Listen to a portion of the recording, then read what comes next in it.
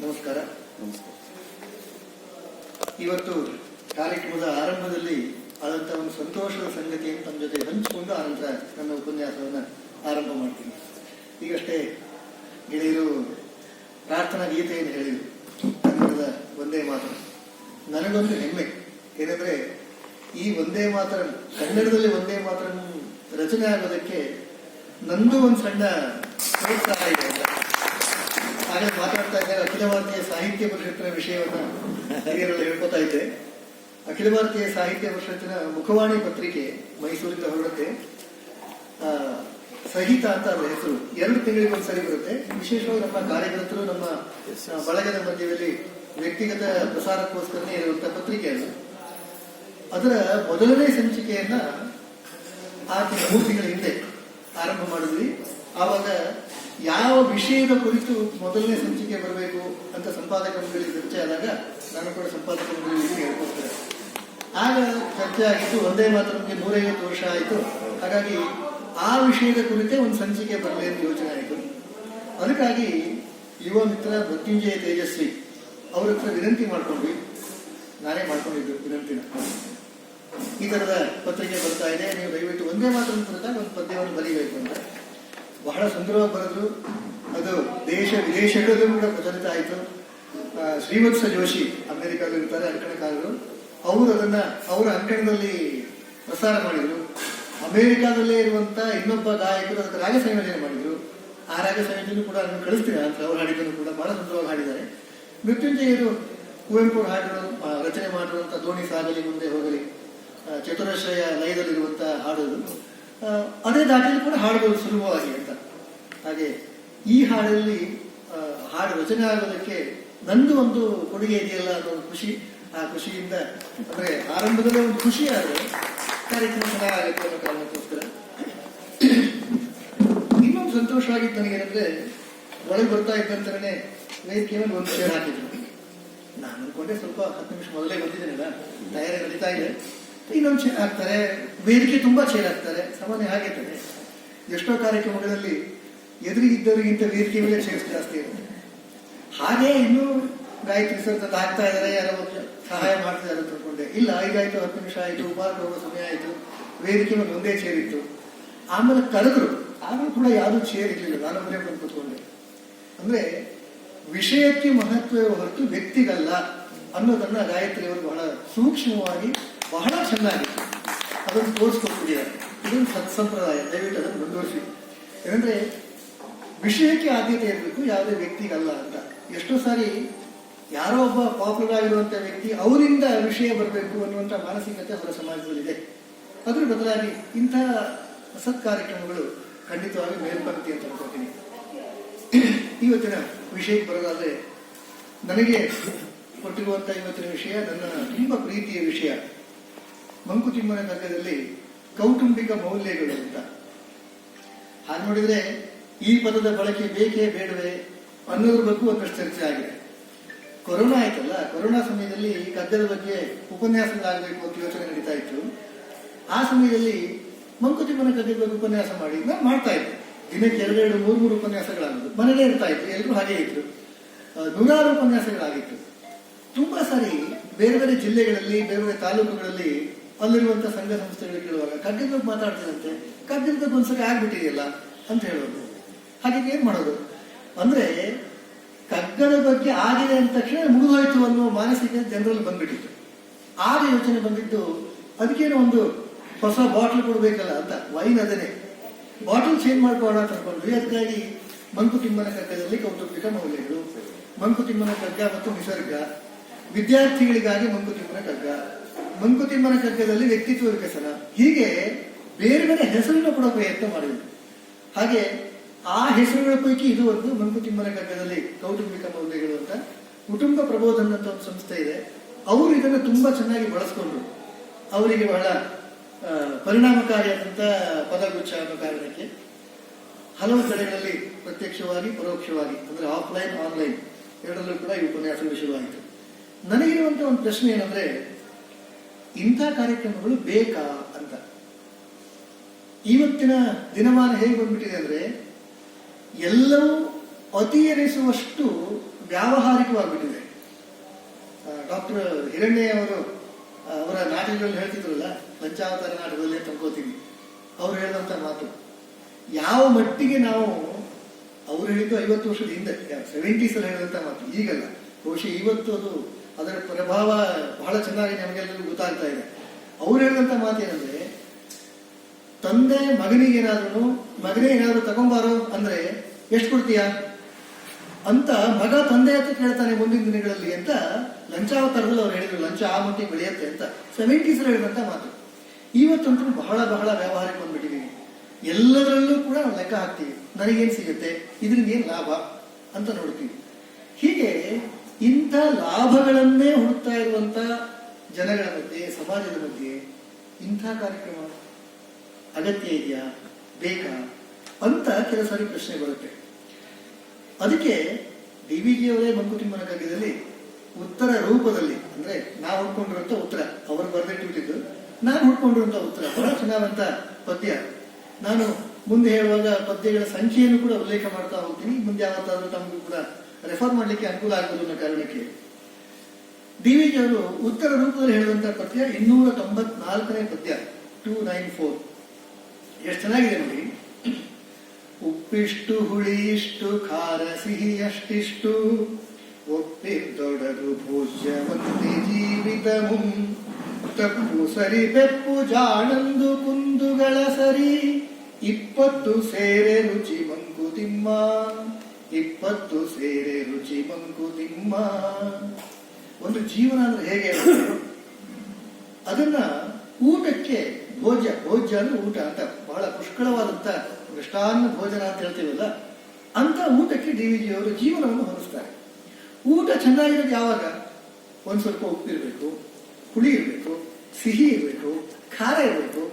ಇವೆಲ್ಲವೂ ಕೂಡ ಎಷ್ಟು ಇರಬೇಕೋ ಅಷ್ಟು ಮಾತ್ರ ಇರಬೇಕು.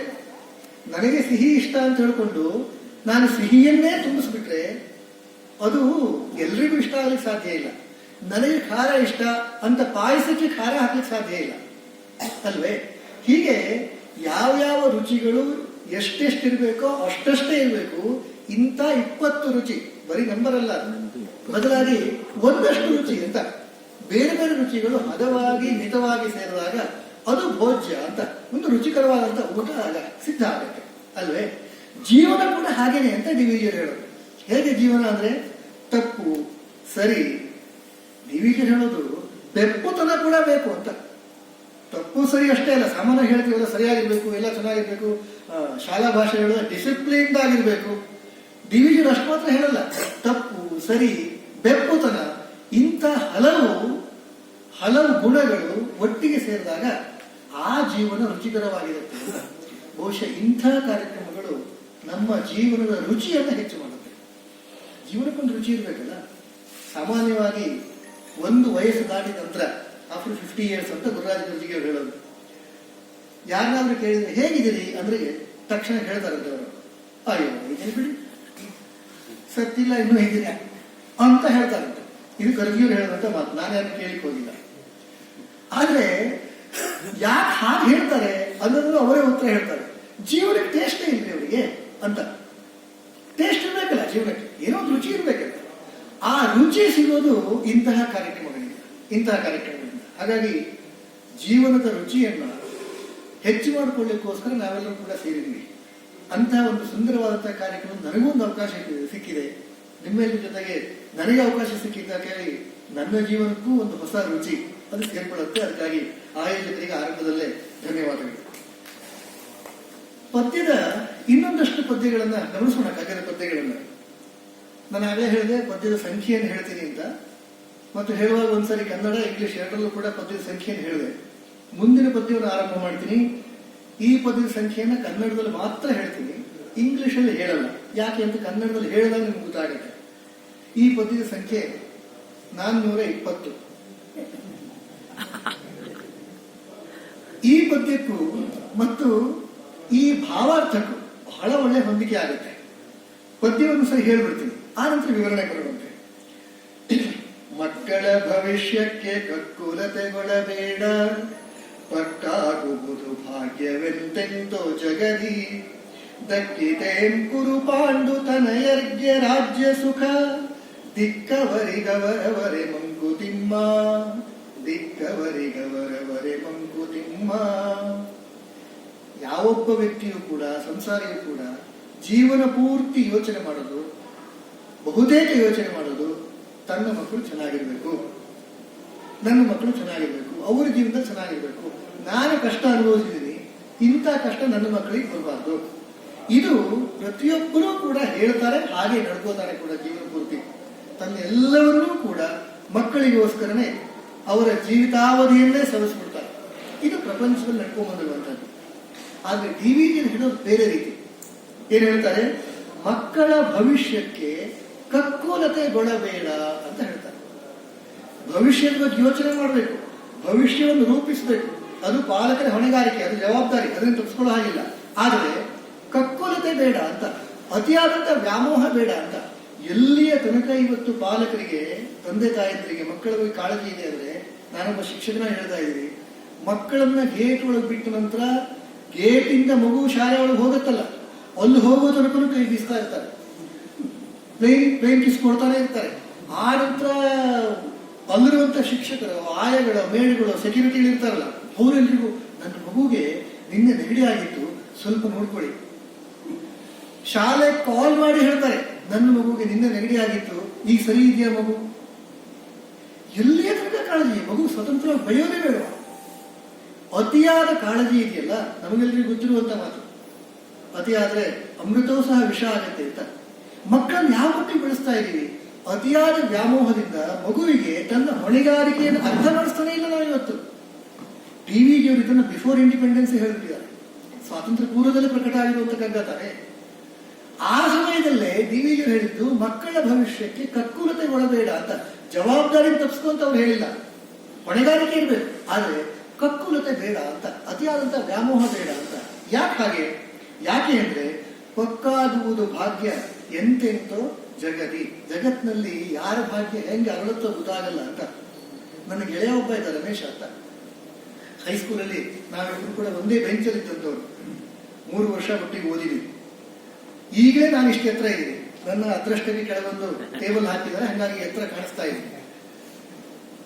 ಆಗ ಹೈಸ್ಕೂಲಲ್ಲಿ ಇನ್ನು ಸ್ವಲ್ಪ ಕಡಿಮೆ ಇದ್ದೇನೆ. ನಾನು ಅವರನ್ನು ಕುಳ್ಳ ಹಾಕಿದ್ದೆ, ಅಂದ್ರೆ ಅವನ ಹೈಟ್ ಎಷ್ಟಿದ್ದಿರ್ಬೋದು ನೋಡಿ.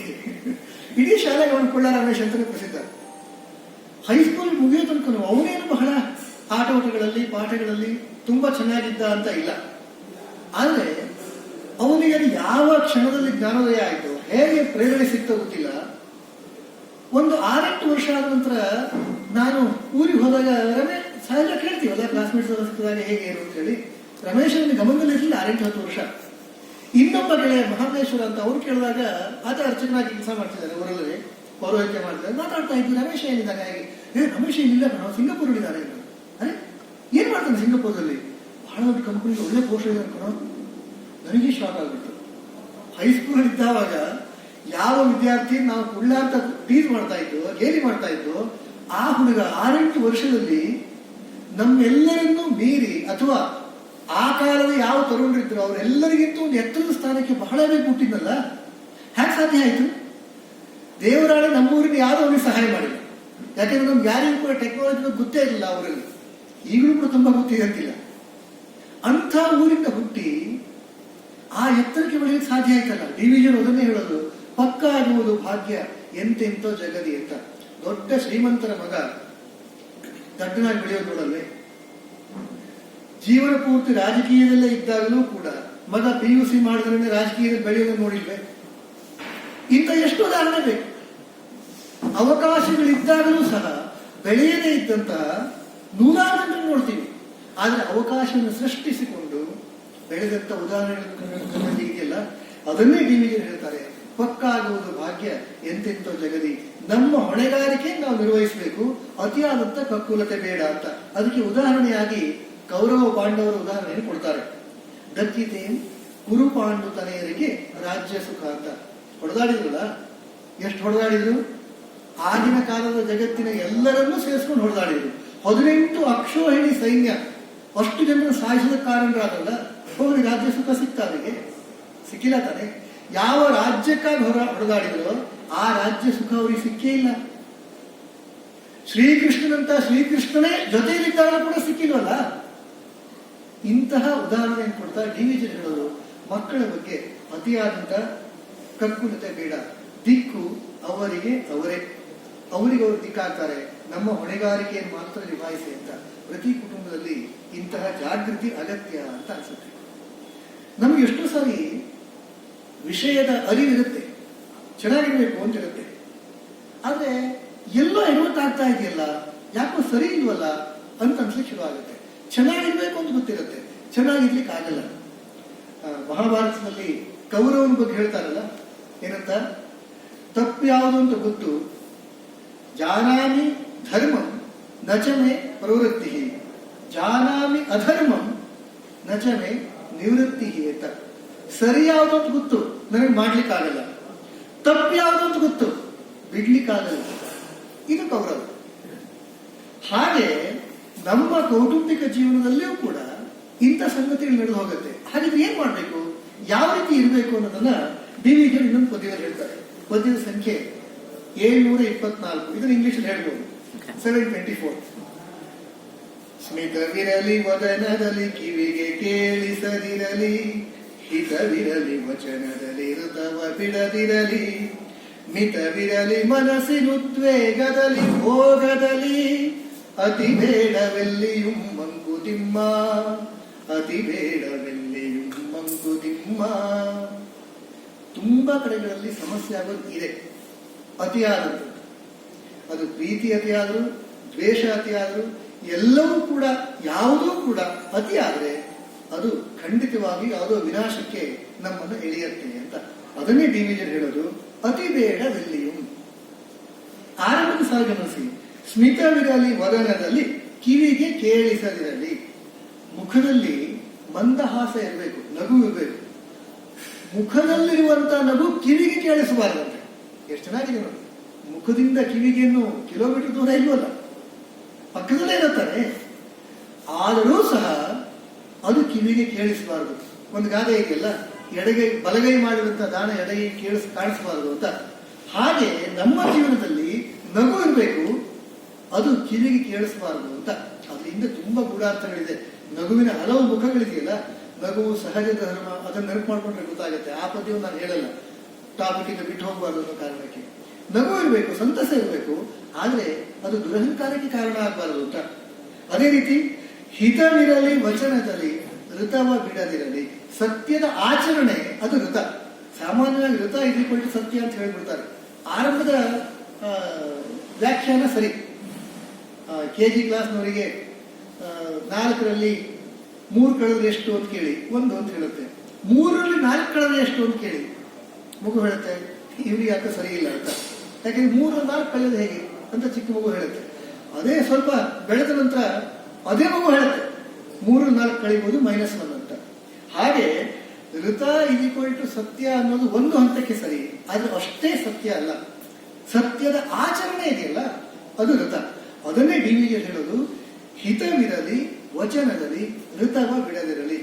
ನಮ್ಮ ಮಾತಿನಲ್ಲಿ, ನಡವಳಿಕೆಯಲ್ಲಿ ಸತ್ಯ ಇರಬೇಕು, ಅದು ಆಚರಣೆಯಲ್ಲಿ ಬರಬೇಕು. ಬರೀ ಬಾಯಿ ಮಾತಿಗೆ ಅಲ್ಲ. ತುಂಬಾ ಸರಿ ಮಾತಲ್ಲಿ ಹೇಳ್ಬಿಡ್ತೀವಿ ಚೆನ್ನಾಗಿರುತ್ತೆ, ಚೆನ್ನಾಗಿರ್ಬೇಕು ಅಂತ. ವಸ್ತುಶಃ ಪ್ರತ್ಯಕ್ಷವಾಗಿ ಹಾಗಿರುತ್ತಾ? ತುಂಬಾ ಸರಿ ನಡೆಗೂ ನುಡಿಗೂ ಬಹಳ ವ್ಯತ್ಯಾಸ ಇರುತ್ತೆ. ನಾವು ಕುತ್ಕೊಂಡು ಮಾತಾಡ್ತಾ ಇದ್ದಾಗ, ದಯಾನಂದ ಅವ್ರ ಹತ್ರ ಮಾತಾಡ್ತಾ ಇದ್ದಾಗ ಹೇಳಿದ್ವಿ, ಕಗ್ಗಕ್ಕೆ ಇಷ್ಟೊಂದು ವೇಟೇಜ್, ಇಷ್ಟೊಂದು ಶಕ್ತಿ ಹೇಗೆ ಬಂತು ಅಂತ. ದಯಾನಂದ ಅವ್ರು ಹೇಳಿದ್ದೇನೆಂದ್ರೆ, ಅವರು ನುಡಿದಂತೆ ನಡೆದ್ರು ಸರ್, ಅವರ ಜೀವನ ಹಾಗಿತ್ತು ಅಂತ. ಕಗ್ಗಕ್ಕೆ ಯಾಕೆ 75-80 ವರ್ಷ ಆದ ನಂತರವೂ ಕೂಡ ಇವತ್ತಿಗೂ, ಈ ಕ್ಷಣಕ್ಕೂ ಆ ಎಲ್ಲ ಪದ್ಯಗಳು ಅದು ಇವತ್ತಿಗೂ ಕ್ಷಣಕ್ಕೂ ಸರಿ ಅಂತ ಅನ್ಸುತ್ತಲ್ಲ. ಯಾಕೆ ಹಾಗೆ ಅಂದ್ರೆ, ಸ್ವತಃ ಡಿ.ವಿ.ಜಿ. ಅವರು ಹಾಗೆ ಬದುಕಿದ್ರು. ಹಾಗಾಗಿ ನಮ್ಗೆ ಹಾಗೆ ಅನ್ಸುತ್ತೆ. ಅದನ್ನೇ ಡಿ.ವಿ.ಜಿ. ಹೇಳೋದು, ಋತವ ಬಿಡದಿರಲಿ, ಸತ್ಯವನ್ನು ಬಿಡೋ ಹಾಗಿಲ್ಲ ಅಂತ, ಆಚರಣೆ ಬಿಡೋ ಹಾಗಿಲ್ಲ ಅಂತ. ಮಿತವಿರಲಿ ಮನಸ್ಸಿನ ಉದ್ವೇಗದಲ್ಲಿ, ಭೋಗದಲ್ಲಿ, ಎರಡನ್ನೂ ಕೂಡ ಹೇಳ್ತಾರೆ. ಆವೇಶ, ಉದ್ವೇಗ ಇದೆಯಲ್ಲ, ಅದರಲ್ಲೂ ಕೂಡ ಮಿತ ಇರಬೇಕು. ಕುಟುಂಬದಲ್ಲಿ ತುಂಬಾ ಅನಾಹುತಗಳಾಗೋದು ಇದರಿಂದಲೇ. ನಮ್ಮ ಮನಸ್ಸಿನ ಹಿಡಿತವನ್ನು ನಾವು ಕಳ್ಕೊಂಡ್ಬಿಡ್ತೀವಿ. ನಮ್ಮ ರಿಮೋಟ್ ಇನ್ಯಾರ ಹತ್ರ ಇರುತ್ತೆ. ಅವರು ಅಲ್ಲಿಂದ ಯಾವ ಬಟನ್ ಪ್ರೆಸ್ ಮಾಡ್ತಾರೋ ನಮಗೆ ಇಲ್ಲಿ ಆ ಚಾನಲ್ ಶುರು ಆಗ್ಬಿಡುತ್ತೆ. ಅವ್ರು ಕೋಪ ಅಂತ ಒಂದು ಬಟನ್ ಪ್ರೆಸ್ ಮಾಡಿದ್ರೆ ನಾವು ಕೋಪಗೊಳ್ತೀವಿ, ಅವರು ಸಂತೋಷ ಅಂದ್ರೆ ನಾವು ಸಂತೋಷಗೊಳ್ತೀವಿ, ಅವರು ಓಡು ಅಂದ್ರೆ ಓಡ್ತೀವಿ. ಹಾಗೆ ತಾನೆ ತುಂಬಾ ಸರಿ ಹಂಗೆ ಆಗತ್ತಲ್ಲ. ನಾವು ಹೇಳ್ತೀವಲ್ಲ, ನಾನು ಚೆನ್ನಾಗಿರ್ಬೇಕು ಅಂತಿದ್ದೆ, ಪಕ್ಕದ ಮನೆಯವ್ರು ಬಿಡಲ್ಲ ಅಂತ. ನನ್ನ ಸಂತೋಷಕ್ಕೆ ಆ ಪಕ್ಕದ ಮನೆಯವ್ರ ಕಾರಣವ? ಇಲ್ಲ, ಹಾಗೆಲ್ಲವೂ ನಾನು. ನನಗೆ ಇವತ್ತು ಆಫೀಸಲ್ಲಿ ಎಷ್ಟು ಚೆನ್ನಾಗಿ ಕೆಲಸ ಆಯ್ತು, ಎಲ್ಲ ಕೆಲಸಗಳು ಆಯ್ತು. ಮನೆಗೆ ಬಂದ ತಕ್ಷಣ ನೋಡು, ನಿಮ್ ಮಗ ಅಳ್ಳಿಕ್ ಶುರು ಮಾಡಿದ, ನನ್ನ ಸಂತೋಷನ ಹಾಳಾಗೋಯ್ತು ಅಂತ ಬೈಕೊಳ್ಳುವಂತ ತಂದೆಯವ್ರು ನೋಡ್ತೀವಿ, ಪಾಲಕರನ್ನ. ಅಂದ್ರೆ ರಿಮೋಟ್ ಯಾರ ಹತ್ರ? ಮಗನ ಅಳು. ಅವ್ರ ಹತ್ತ ತಕ್ಷಣ ನಾವು ಅಪ್ಸೆಟ್ ಆಗ್ತಾರೆ. ಇದನ್ನು ಡಿ.ವಿ.ಜಿ ಅವರು ಹೇಳೋದು, ಮಿತವಿರಲಿ ಮನಸ್ಸಿನ ಉದ್ವೇಗದಲ್ಲಿ, ಭೋಗದಲ್ಲಿ, ಅನುಭವಿಸುವಿಕೆಯಲ್ಲೂ ಕೂಡ ಒಂದು ಮಿತ ಇರಬೇಕು ಅಂತ. ಯಾವ್ದ್ರಲ್ಲೂ ಕೂಡ ಅತಿ ಆಗಬಾರದು, ಅತಿ ಬೇಡವೆಲ್ಲಿಯೂ ಅಂತ ಹೇಳ್ತಾರೆ. ಒಂದೊಂದು ಪದ್ಯವನ್ನು ಕೂಡ ಒಂದಷ್ಟು ಗಂಟೆ ಮಾತಾಡಬೇಕು ಅಂತ ಆಸೆ. ಆದ್ರೆ ಒಂದಷ್ಟು ಪದ್ಯಗಳು ನಿಮ್ ಜೊತೆ ಹಂಚ್ಕೋಬೇಕು ಅನ್ನೋ ಕಾರಣಕ್ಕೋಸ್ಕರ ನಾನು ಆದಷ್ಟು ಒಂದಷ್ಟು ಮುಂದುವರ್ಸ್ಕೊಂಡು ಹೋಗ್ತಾ ಇರ್ತೀನಿ. ಒಂದು ಸಣ್ಣ ಕಿಡಿ ಹೊತ್ತಿಸುವ ಕೆಲಸ ಮಾತ್ರ ಈ ಕಾರ್ಯಕ್ರಮದಾಗಲಿ ಅನ್ನೋ ಕಾರಣಕ್ಕೆ ಒಂದು 6-8 ಪದ್ಯಗಳನ್ನಾದ್ರೂ ನಿಮ್ ಜೊತೆ ಹಂಚ್ಕೋಬೇಕು ಅನ್ನೋ ಆಸೆ. ಅದಕ್ಕೋಸ್ಕರ ಮುಂದಿನ ಪದ್ಯಕ್ಕೆ ಹೋಗೋಣಂತೆ. ಮುಂದಿನ ಪದ್ಯ 644. ಈ ಪದ್ಯವನ್ನು ಯಾಕೆ ಆಯ್ಕೆ ಮಾಡ್ಕೊಂಡೆ ಅಂದ್ರೆ, ನಾನು ಆಗಲೇ ಹೇಳಿದ್ನಲ್ಲ, ಈ ತರದ ಗೊಂದಲಗಳು ಯಾಕೆ ಶುರು ಆಗುತ್ತೆ ಮನಸ್ಸಲ್ಲಿ ಅನ್ಕೋತೀವಿ, ಆಗಲ್ಲ. ಸರಿ ಇರ್ಬೇಕು ಅನ್ನೋದು ಗೊತ್ತು ನಮ್ಗೆ, ಆಗಲೇ ಗೌರವನ ಸ್ಥಿತಿ ಹೇಳಿದ್ನಲ್ಲ, ಯಾಕೆ ಹಿಂದಾಗತ್ತೆ ನಮಗೂನು ಅನ್ನೋದಕ್ಕೆ ಡಿ.ವಿ.ಜಿ ಅವರು ಇನ್ನೊಂದು ಪದ್ಯವನ್ನು ಹೇಳ್ತಾರೆ. ಮನೆಯ ಬಹುತೇಕ ಸಮಸ್ಯೆಗಳಿಗೆ, ಸಂವಹನದ ಕೊರತೆ ಆಗೋದಕ್ಕೆ, ಅಥವಾ ಯಾವ್ಯಾವುದೋ ಸಣ್ಣ ಸಣ್ಣ ಮಿಸ್ಟೇಕ್ಸ್ ಅನ್ನ ದೊಡ್ಡ ಮಾಡ್ಕೊಂಡು ಹೋಗ್ಬಿಡ್ತೀವಿ, ಅಂತದೆಲ್ಲದಕ್ಕೂ ಏನ್ ಕಾರಣ ಆಗಿದ್ರೆ ಅನ್ನೋದನ್ನ ಈ ಪದ್ಯವನ್ನು ನೋಡ್ಬೋದು.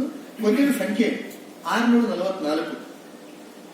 ತರಚು ಗಾಯವ ಕೆರೆದು ಹುಣ್ಣನಾಗಿ ಪುದುಕಪಿ, ಕೊರತೆಯೊಂದನು ನೀರು ನೆನೆದು ಕೊರಗಿ, ಧರೆಯೆಲ್ಲವನು ಶಪಿಸಿ ಮನದಿ ನರಕವ ನಿಲ್ಲಿಸಿ, ನರಳುವುದು ಬಾಳೇನೋ ಮಂಕುತಿಮ್ಮ, ನರಳುವುದು ಬಾಳೇನೋ ಮಂಕುತಿಮ್ಮ.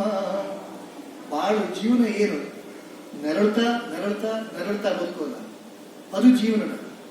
ಯಾವುದು ಸರಿಯಾಗಿಲ್ಲ ಅಂತ ಕೊರಗ್ತಾ ಇರೋದೇ ಜೀವನ. ಹಾಗಲ್ಲ ಅಂತ. ಯಾಕೆ ಹಂಗಾಗತ್ತೆ ಆಗಿದ್ರೆ ಗಮನಿಸಿ. ತರಚು ಗಾಯವ ಕೆರೆದು ಹುಣ್ಣನಾಗಿಪುದು ಕವಿ. ಡಿ.ವಿ.ಜಿ ಅವರ ಕಗ್ಗದ ಅಥವಾ ಅವರ ಒಟ್ಟು ಸಾಹಿತ್ಯದ ವಿಶೇಷತೆ ಅದು. ಒಂದು ವಿಷಯವನ್ನು ಹೇಳುವಾಗ ಅದಕ್ಕೆ ಪೂರಕವಾಗಿ ಯಾವುದೋ ಒಂದು ಘಟನೆಯನ್ನ, ಯಾವುದೋ ಒಂದು ಉದಾಹರಣೆಯನ್ನು ಕೊಡ್ತಾ ಹೋಗೋದು ಬೇಗ ಅರ್ಥ ಆಗತ್ತೆ ಅಂತ.